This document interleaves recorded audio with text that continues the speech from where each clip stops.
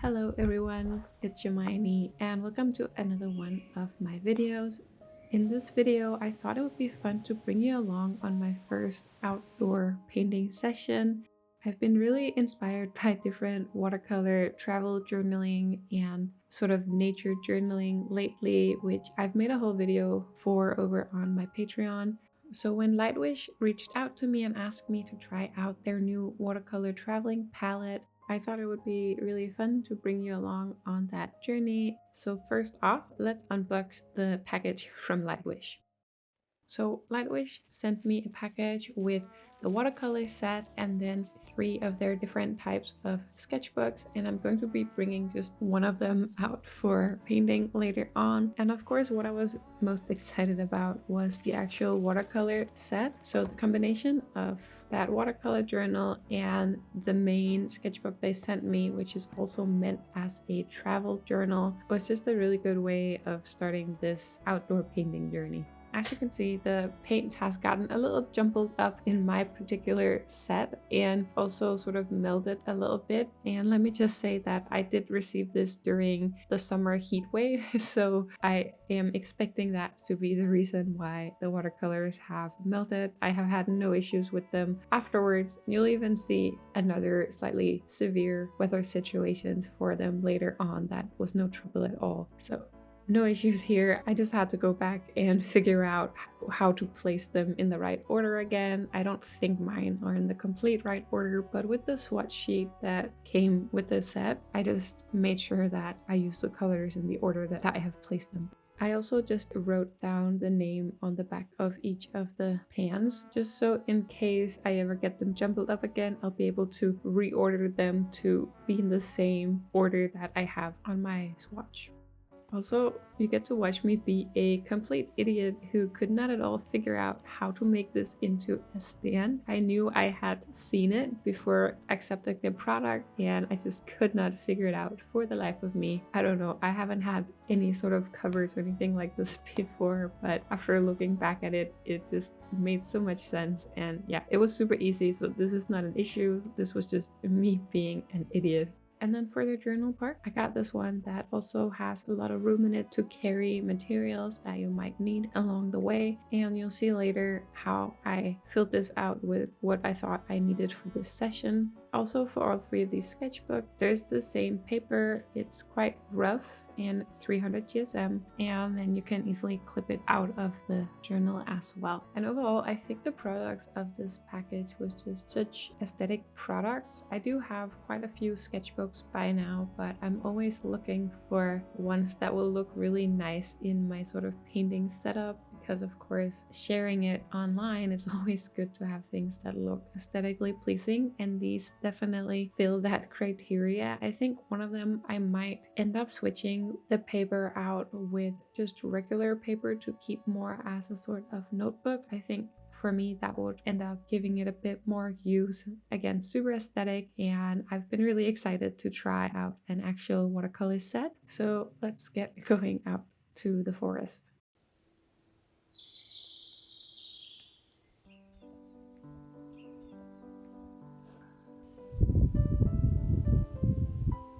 For the actual painting of this, I had found a forest that was quite close to where I would be taking a weekend trip to meet up with my parents, and I'd seen that the forest had a couple of different interest points that might be good areas for painting. So I decided to bring the watercolor and filming gear and try to make a stop there on my way.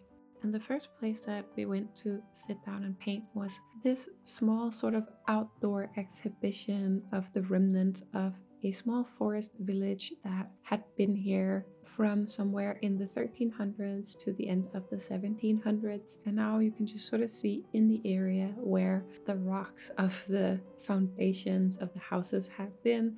But within this exhibition, there was this lovely lake that had a couple of cows as well, just roaming the area with you. And I thought this would be a good place to do sort of a warm-up sketch of paintings, sort of the initial way of seeing how the set would work out for me. And then also, I feel like I always need to do a practice piece, especially if I'm sort of trying to do anything more quickly as you normally would when travel sketching. So I sat down here by the lake and started doing a little sketch with the lake and trees as the focal point.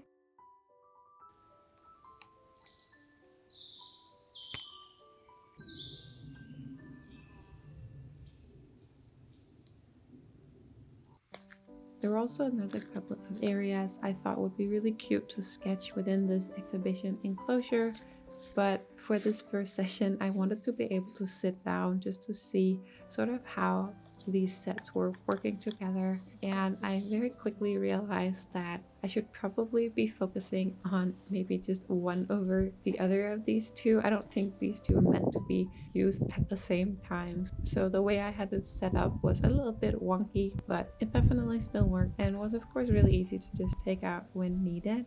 I did end up rushing even more than I wanted to because there were a couple of other people here visiting the exhibition, and I could see them sort of approaching where I was sitting, and being not very used to travel sketching or just painting in nature yet, I really didn't want to be still painting once they got all the way around the lake. Luckily, they took quite a while to photograph the cows and look at the different nature elements, but I did end up really rushing this sketch, so it didn't turn out quite as well as I wanted it to, but I thought it was a really good, again, just warm up, practice, exercise, and sort of getting a little used to bringing everything out and the filming equipment and so on.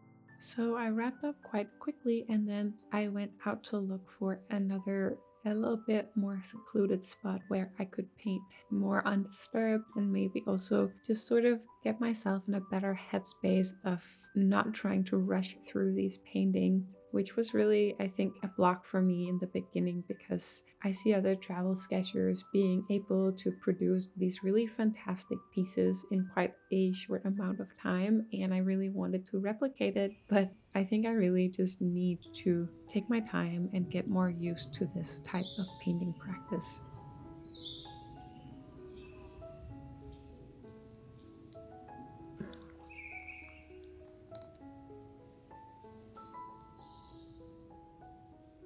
And of course, just walking through the forest enabled me to take in a bunch of lovely nature scenes. We ended up going through a bit of an off-road to get to sort of the other side of the forest that we'd seen might have a nice view. And in doing that, we noticed that we probably hit just the perfect time for small frogs. None of us had ever seen this many tiny frogs all the way through all of the paths that we were going on.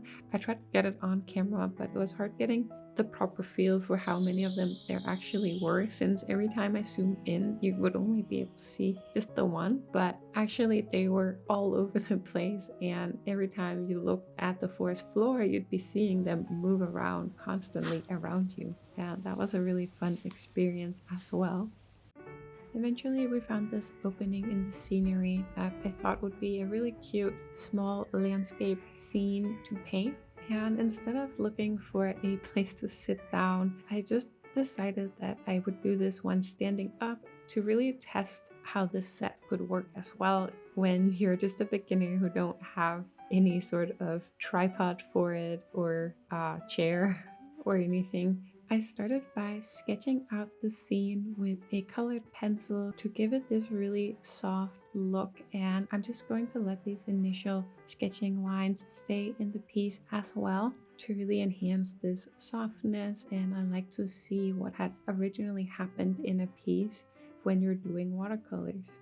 I also thought this was a perfect place because it both had some grassy areas, some trees, and then also these very golden fields that are all over Denmark during the summer, and I really like the idea of being able to include them in this small landscape piece. You'll also see that I'm sort of imagining a lake still being there. This has been a lake before. It was obviously dried out at the moment that I was there, so I just imagined it back into my piece. And as you might know, I am not exactly a watercolor artist. I have done a bit of watercolors before, but I always think that it's such a hard process to wrap my head around when I'm not able to go back in with lighter colors afterwards. So I never really got completely into watercolors before discovering gouache, which of course then I kept using instead. But now here lately, I've really wanted to be able to paint a little better with watercolors because I think they are a little easier to just get started with bringing around with you. I know there are ways to do that with gouache as well, and I had actually also brought a small white tube of gouache here, but I never got to use it because I never got that far before being disturbed by the weather. So I started making a couple of initial layers of the paint, just blocking out the different aspects that I wanted to include in my scene, mainly the lake and the trees on either side. But already after the first layer, or even within the first layer, it started raining.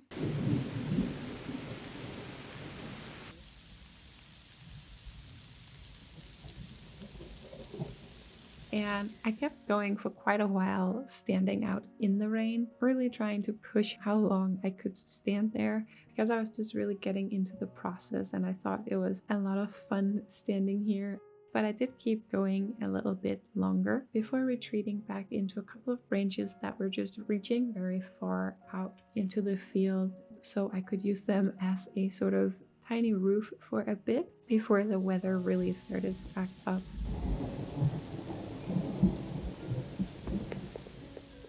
But I actually thought that this setup worked quite well for me, even standing up, because I was able to include the paper on top of the palette, and then I could have my cloth where I wipe off the excess water and paint. I could have that lying on the one side that is actually meant for mixing your paints, and then I could just use the other side for actually mixing the paint, and it had the room for the two brushes that I was using. I had brought just two different sizes of brushes, one that was a little bit bigger and then one to make a little more detailed work. And you can see here where the rain is starting to hit my paper quite a lot. I am painting the sky here, so of course that part is reflective, but other than that, you can see all of the smaller reflections of the little raindrops on the paper.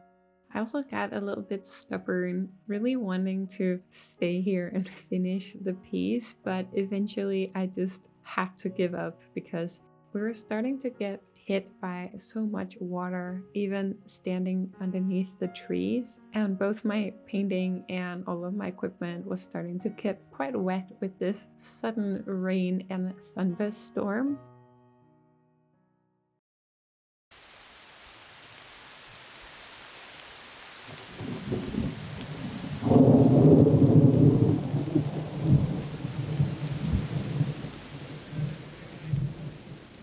But yeah, eventually the thunder and rain had gotten to be just too much. So I ended up having to pack up everything in quite a frenzy when realizing I wouldn't really be able to keep anything dry any longer.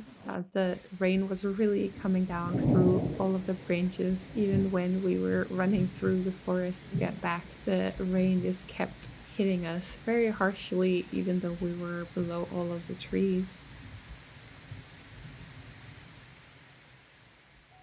When packing up my set, of course, I couldn't have anything dry when I was running to get out of the forest, and eventually actually my piece was completely covered in water. I was actually really impressed with the painting not at all being ruined. The colors were staying in place and they weren't blending together a bunch as I had sort of expected. You can see how the paper that came with the notebooks versus the paper that just came with the sweat sheet, they were both getting the same rain treatment, but one of them is completely messed up by the rain. Luckily, there's a second one included in the set, but the other one, my painting, was actually quite intact. And of course, I was soaked as well when we finally left the forest, but it was quite a fun experience anyways, and it's been quite a while since I have been running through the rain completely drenched. And it sort of brings back a fun childhood wonder of weather, I guess.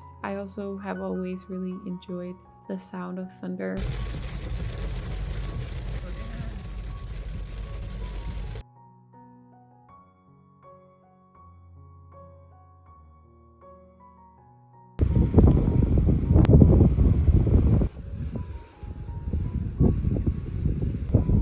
So I enjoyed the rest of my trip and then decided that I would just finish the painting once I got back.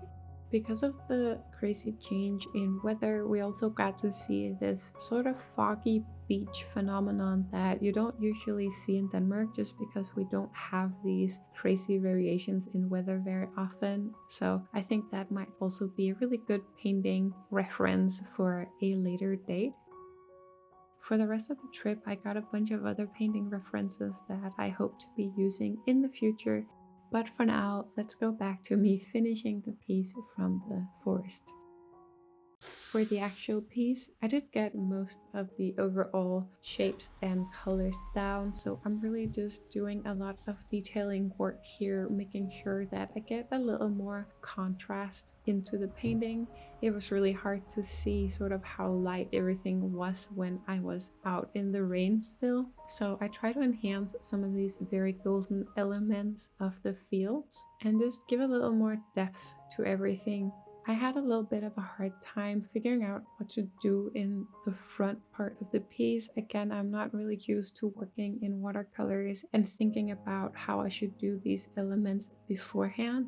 I tried to do a couple of larger pieces of the flowers and other foliage that I had seen out on the location, and then eventually I highlighted them by using both my white gel pen, and also I came back in with fine liners to just accentuate a couple of different details within the painting. I tried to keep the fine liners mainly to be used in the foreground of the piece and not so much in the background, to have the separation of the foreground having more contrast and sort of sharper edges, much more detailed lines, and then in the background, as you can see, mainly by the very blurred out and soft line of trees that have no details at all, I'm trying to make that depth of field separation by doing that. You can also see that in the background I'm going much more blue on the trees, which is a classic way again of showing distance.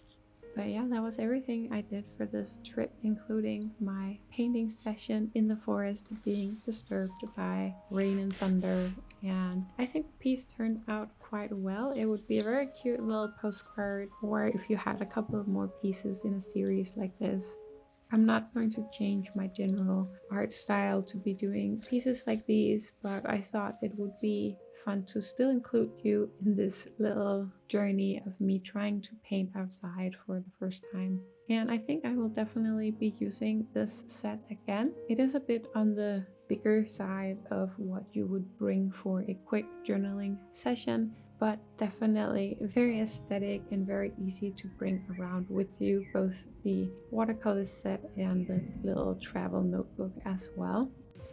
As I mentioned earlier, the paper that comes with these sketchbooks is quite thick. It has a very rough texture to it, and I think for the watercolor that I will be doing if painting outside, it is a bit too rough for how I prefer my paints to flow together, but I did try it as well with gouache for a smaller tree exercise, and the way that the gouache blends on the paper was just really nice. So I think that in the future, when going plein air painting with this watercolor set, I will be using a different type of paper, and then I will reserve the papers within these sketchbooks to be used with gouache, because it was really good at blending and getting some really nice textures out in the gouache paint. So that's another thing to keep in mind when plein air painting, just making sure that you have the paper that is optimal for what it is that you want out of it. So I hope you enjoyed this sort of different type of video. Let me know in the comments if this is something you'd like to see more of.